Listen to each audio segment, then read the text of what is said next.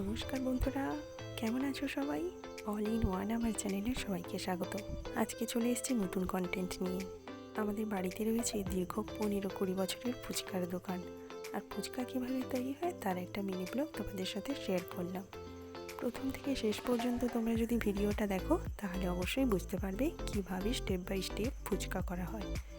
আমরা সবাই কম বেশি প্রায় জানি, প্রথমে আটা বা ময়দাকে মেখে তাকে লম্বা লম্বা করে রোল কেটে তার থেকে ছোট ছোট করে লেচি কেটে তারপর ফুচকাকে বেলে তারপর ভাজা হয়। আর আমাদের বাড়িতে যেহেতু রয়েছে ফুচকার দোকান, তাই প্রত্যেক দিনই অসংখ্য পরিমাণে ফুচকা বেলে ভাজা হয়। আর সত্যি বলতে বন্ধুরা, ফুচকা বেলতে বা ভাজতে কিন্তু অনেকটা সময় লাগে, তাই মা বাবা আমি সবাই মিলে একসাথে বসে পড়ি ফুচকা করার জন্য। আর অনেক ভোর থেকে উঠে করতে হয়। আর প্রত্যেক দিনই আমাদের এই ফুচকা বেলা এবং ভাজার পর্বটা চলতেই থাকে।